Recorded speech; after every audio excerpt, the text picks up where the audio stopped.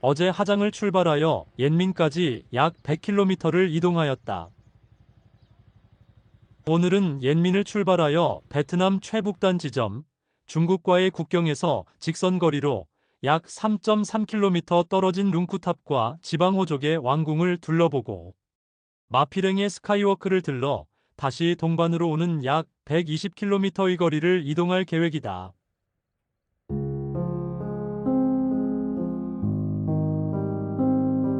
관바에서 이미 시작된 동반 카르스트 고원지질공원은 옌민, 동반, 메오바까지 이어지며 4개의 현을 아우른다. 4억 년 이상 이어져 온 지질학적 유산은 우뚝 솟은 석회암지형, 깎아지른 듯한 절벽과 카르스트 봉우리들이 시간의 시련을 견뎌내며 역동적인 지각 변동 과정에 의해 형성되어 있다. 지질학적 중요성과 뛰어난 아름다움으로 동남아시아에서 가장 매혹적인 자연경관 중 하나로 손꼽히며 흐몽족, 타이족, 눅족 등 24개 소수민족 공동체가 어우러진 삶의 터전이기에 문화의 특이성을 인정받고 있다.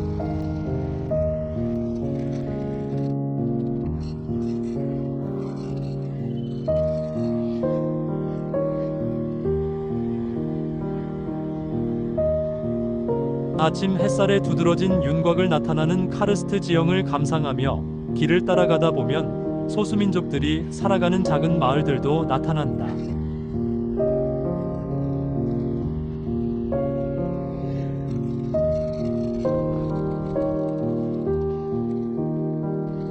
마을에는 전통 가옥과 계단식 밭이 이어지고 이른 아침임에도 가끔씩 밭일을 하는 사람들이 보인다.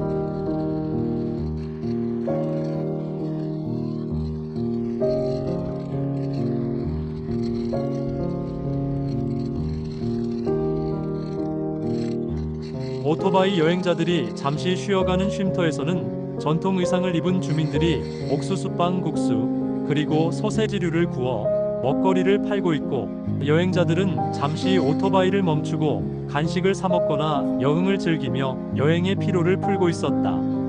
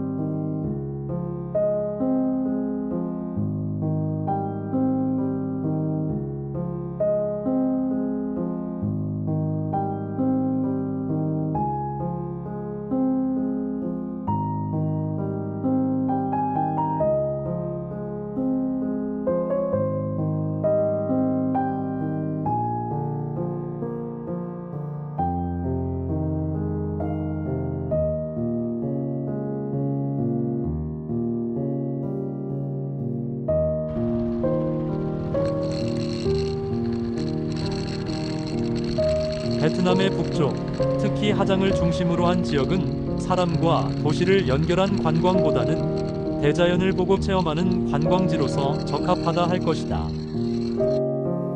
그런 때문인지 지방호족의 지역 왕궁은 관광객들이 설명을 듣고 돌아보는 몇 안 되는 하장 지역의 관광지 중 하나이다. 옌민을 출발하여 1시간 정도 거리에 있으니 잠시 휴식을 취하며 머물기 좋은 장소로 때마침 건물 주위로 만개한 복숭아꽃은 오래된 고택과 대조를 이루어 묘한 기분을 느끼게 한다. 약 1000평의 거대한 건축물로 3개의 내부 공간에 64개 방의 구조로 되어 있는 이 건축물보다 흥미를 끄는 것은 건물과 관련된 이야기들이다. 1900년대 동반 지역에 왕국을 둔 몽족 왕인 부엉친득은 지역 주민 대부분이 재배하던 아편 사업으로 커다란 부를 축적하였다. 그는 산간지대에 사는 몽족의 봉건 정권을 이끌었기에 이 지역을 프랑스나 장개석을 따르지 않는 몽족의 자치 왕국이 건설되기를 원했었다. 몽족의 왕이며 최고 부자였던 부엉친득은 1907년 중국, 몽족, 프랑스 등의 건축 양식을 참고하여 이 건물을 지었다고 한다. 그의 아들 부엉치 씨는 호치민 정부에서 혁명의 길을 택해 2번의 국회의원을 지내고 은퇴하기 전에는 동반 지역의 주석도 역임했다고 한다.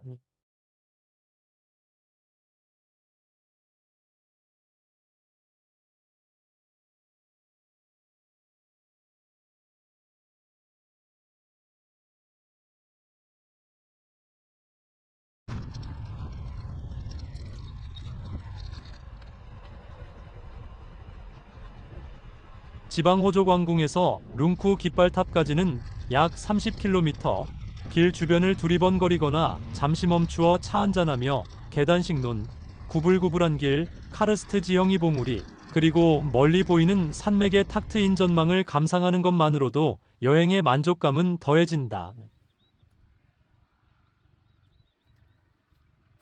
수시로 나타나는 전망 좋은 카페에서 지나온 길을 되돌아본다. 산이 중턱을 깎아 만든 도로를 보며 이를 만들기 위해 수많은 사람들이 희생되었을 것이라 쉽게 추측이 간다.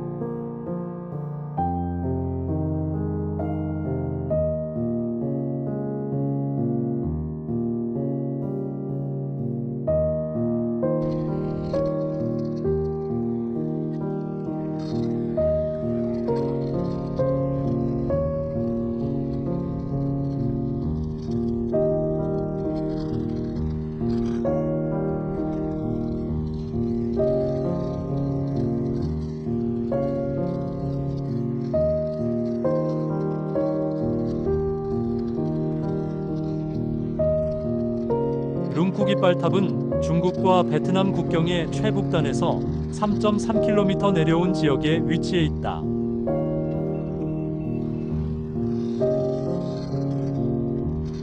깃발탑은 리 왕조 시대에 베트남 최북단을 표시하기 위해 건설되었고, 베트남 영토를 관리하고 보호하는 중요한 거점 역할을 하였다.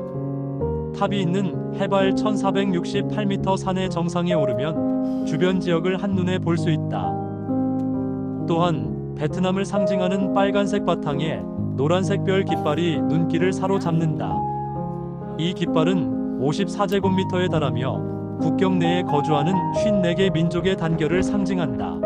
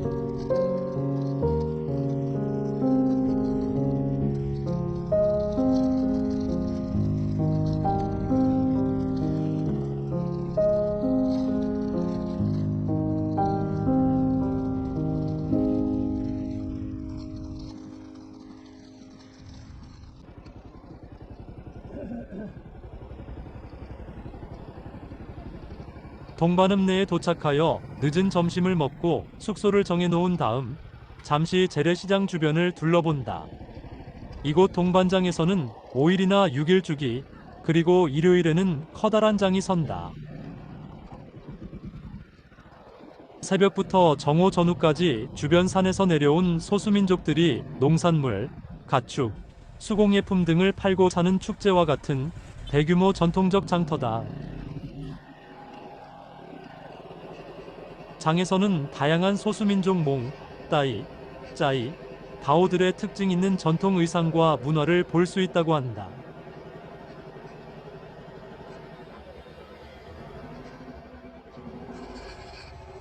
내가 방문한 날은 장날이 아니어서 장의 규모가 작고 활기가 덜했다고 한다.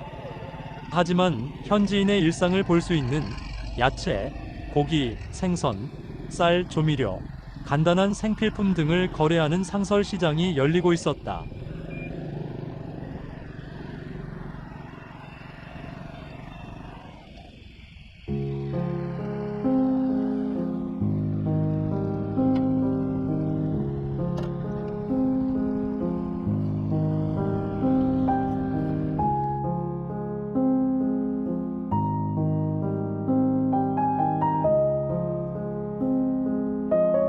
어느 날 우연히 영상에서 마피랭 고개의 숨막히는 경치를 본 것이 하장루프 여행을 하게 된 계기가 되었다.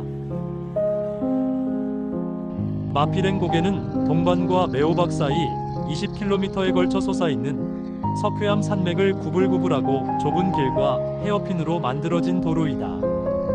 베트남에서 가장 극적인 산악도로 중 하나이기도 하다. 주변은 카르스트 지형의 봉우리와 협곡, 그리고 그 아래는 강으로 형성되어져 있으며 평균 해발 1200m, 최고 높은 지점은 1500m에 이른다. 이런 도로의 특성으로 주변의 경관은 물론이고 오토바이로 스릴을 즐기는 사람들에게 인기가 있는 지역이다.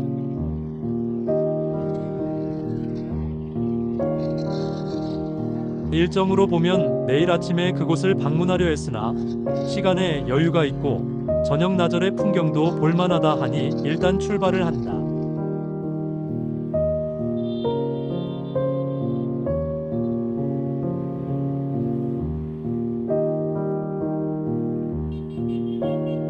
마피랭 고개 정점에는 청년자원봉사자 기념비와 마피랭 스카이워크가 있다.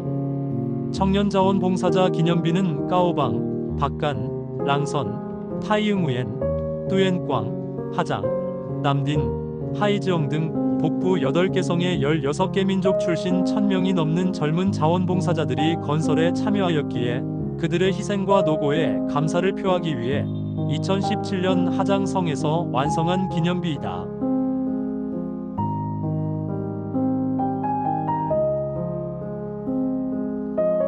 마피랭 스카이워크는 죽음의 바위까지 가는 약 1.1km의 좁은 길로 깊은 협곡 사이로 굽이굽이 흐르는 녹회강과 카르스트 고원의 험준한 봉우리를 탁 트인 전망으로 감상할 수 있다.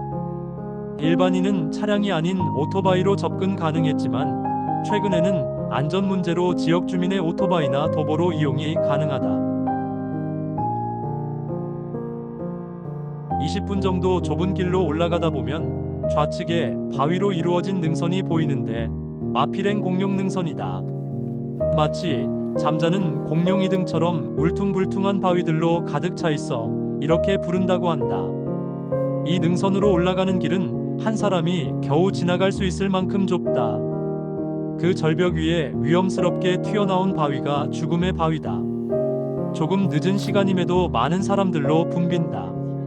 이미 영상으로 본 풍경이기도 했지만 그 많은 사람들 사이를 비집고 올라가는 것과 올라가더라도 위험한 상황을 만들고 싶지 않아 주변만을 둘러보고 내려온다.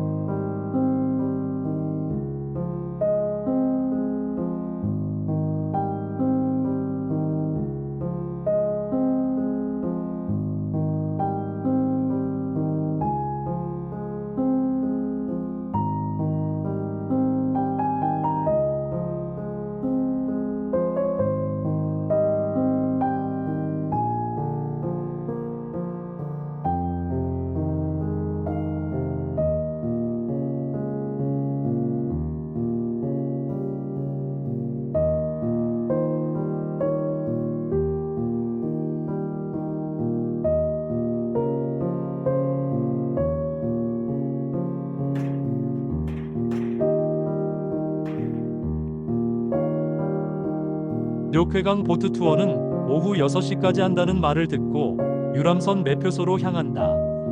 마피랭에서 내려다 보이는 위치임에도 고도 차이가 많이 나니 돌고 돌아 12km 30여 분 거리를 내려가야 한다. 길은 가파르고 도로는 포장이 안 되어 거칠다. 더구나 중간 지점에서 도로공사 발파 작업으로 통행을 중지시킨다. 1시간 이상 기다려야 한다는 말에 미련 없이 발길을 돌려 동반 숙소로 돌아온다.